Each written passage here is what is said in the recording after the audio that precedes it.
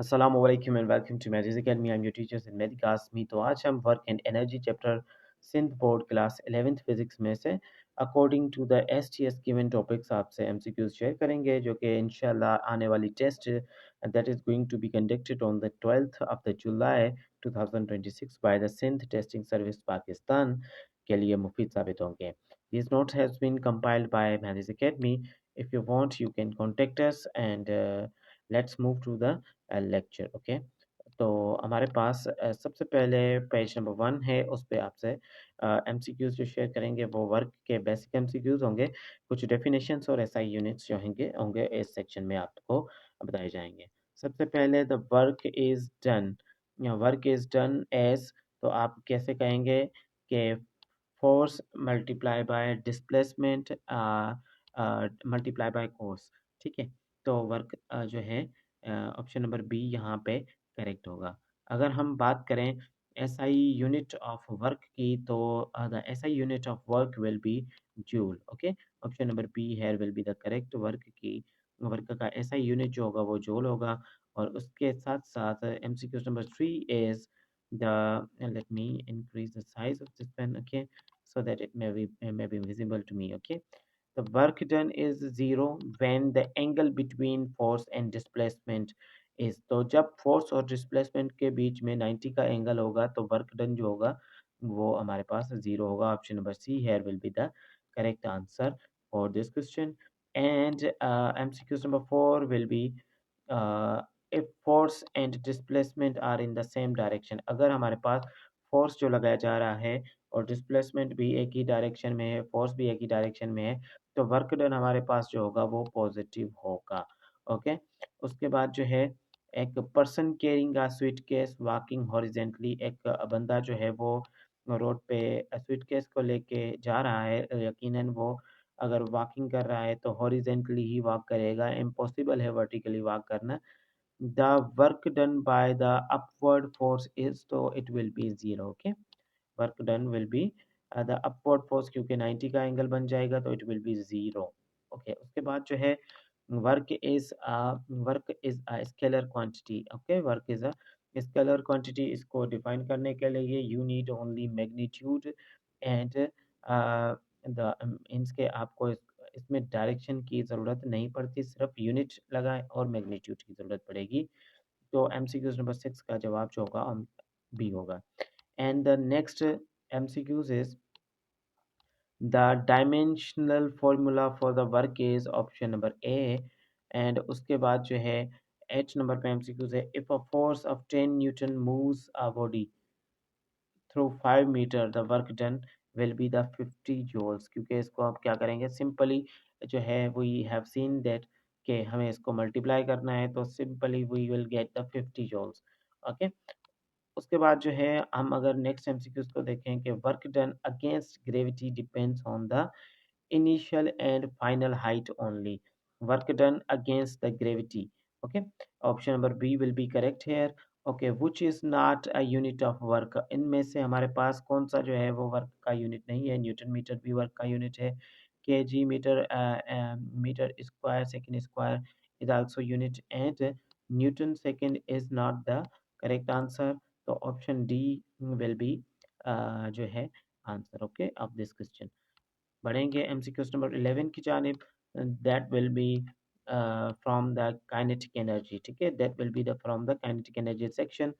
तो kinetic energy जो है of a body is given by, इसको आप किस तरह से, तो हाफ एम वी स्क्वायर से। काइनेटिक एनर्जी का अगर हम फॉर्मूला यहाँ पे लिखने को आएंगे तो K E will be equal to half M V square. ठीक है, हाफ एम वी स्क्वायर इस तरह से 1/2 mv square is the formula for this, and by this you can solve the problems as well if you are facing it in the exams। okay, means के related kinetic energy से related problem solve करते हैं, not other any type of।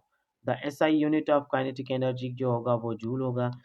Okay, and उसके बाद जो है next, if velocity of a body is double, अगर velocity body की डबल हो जाए तो काइनेटिक एनर्जी क्या हो जाएगी, तो 4 टाइम्स जो है वो बढ़ जाएगी। काइनेटिक एनर्जी डिपेंड किस चीज़ पे करती है, तो क्वेश्चन नंबर 14 का आंसर कुछ इस तरह से होगा, बोथ मास एंड वेलोसिटी पे डिपेंड करेगी, ठीक है। अब अगर हम इसका प्रॉब्लम सॉल्व करने पे आए इसकी, यानी कि जो है एमसीक्यूज नंबर 15, तो इट विल बी लाइक कि अगर एक मास है, बॉडी है जिसका मास 2 केजी है, मूविंग विथ 3 मीटर पर सेकेंड, हैज़ काइनेटिक एनर्जी, तो इसकी काइनेटिक एनर्जी जो है आप फॉर्मूला जो ऊपर मैंने आपको बता दिया है उसके तहत जो है सॉल्व कर सकते हैं, तो it will be the 9 joules, okay. अगर if mass is doubled, kinetic energy double हो जाएगी, मास अगर बॉडी का बढ़ता है तो काइनेटिक एनर्जी भी उसकी बढ़ जाएगी, ओके। उसके बाद नेक्स्ट हमारे पास सेशन जो आएगा, यानी कि सेक्शन, वो अभी तो काइनेटिक एनर्जी को ही कंटिन्यू करते हैं। काइनेटिक एनर्जी जो है is scalar quantity, kinetic energy scalar quantity होती है, और work done to stop the moving body is equal to its kinetic energy. अगर कोई मूविंग बॉडी है तो उसको रोकने के लिए जो वर्क डन हमें चाहिए होता है उसको आप काइनेटिक एनर्जी कहेंगे। उसके बाद जो है नेक्स्ट एमसीक्यूज, अगर दो bodies have same momentum that body have less kinetic energy, अगर दो बॉडीज हैं उनकी सेम जो है वो मोमेंटम है, तो उनकी जो है हमारे पास हेवियर बॉडी है, और हेवियर बॉडी के पास क्या होगा, लेस काइनेटिक एनर्जी होगी। अगर दो बॉडीज की सेम मोमेंटम है तो जो भारी वाली होगी उसके पास काइनेटिक एनर्जी कम होगी, ठीक है। Okay, if kinetic energy of a body increase by 300%, momentum increase करेगी 100%, ठीक है। मोमेंटम उसकी 100% जो है वो इंक्रीज करेगी। इसी के साथ नेक्स्ट पोर्शन जो है एमसीक्यूज का वो है हमारे पास द पोटेंशियल एनर्जी से रिलेटेड। तो ग्रेविटेशनल पोटेंशियल एनर्जी जो है हम किस तरह से उसको डोनेट करते हैं, तो इसको आप एम और जी एंड एच से जो है वो ग्रेविटेशनल पोटेंशियल एनर्जी को रिप्रेजेंट करेंगे, इस तरह से हम शो करेंगे, ठीक है। This one is H, okay.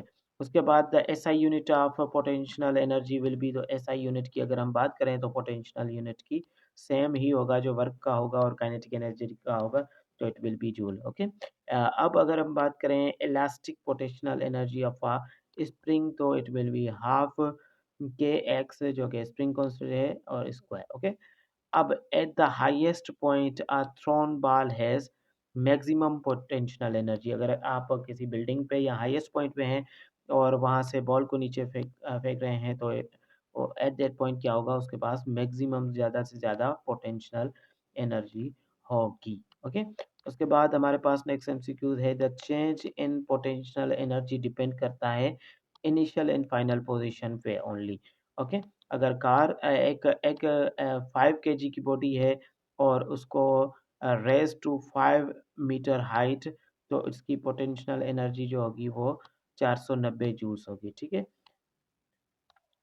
Okay, उसके बाद हम एमसीक्यूज जो है वो पोटेंशियल एनर्जी से कंटिन्यू करेंगे एंड देन वेट करेंगे कि नेक्स्ट सेशन जो है वो कितने एमसीक्यूज के बाद आता है। तो आई थिंक कि पोटेंशियल एनर्जी से हमने इनफ क्वेश्चन कर लिए हैं, तो हम डायरेक्टली मूव करेंगे हमारे नेक्स्ट टॉपिक के, ओके।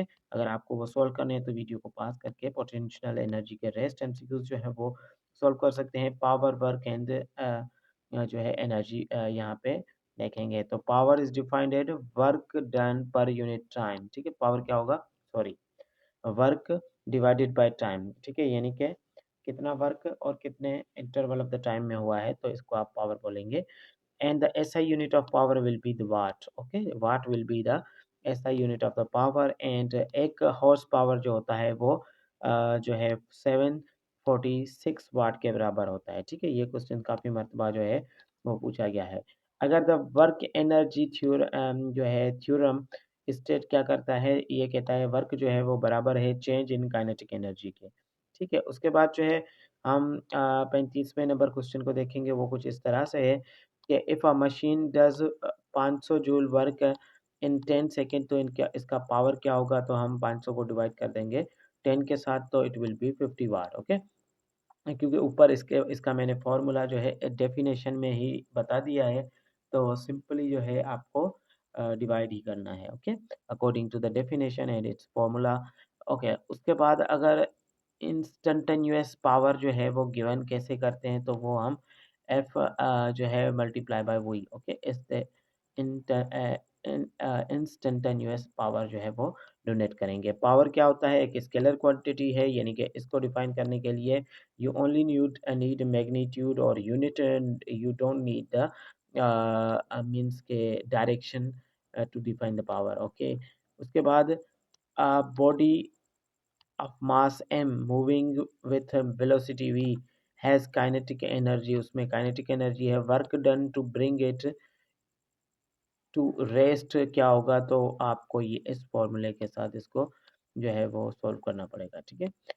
उसके बाद जो है the work energy theorem is valid for both conservation and non conservatives, ठीक है, conservative and non conservatives. Okay, if a power is constant then the force is proportional to यहाँ पे 1/V कह सकते हैं इसको। Option B will be the correct. And इसी के साथ साथ मिलते हैं नेक्स्ट लेक्चर में। टेक केयर एंड अल्लाह हाफिज।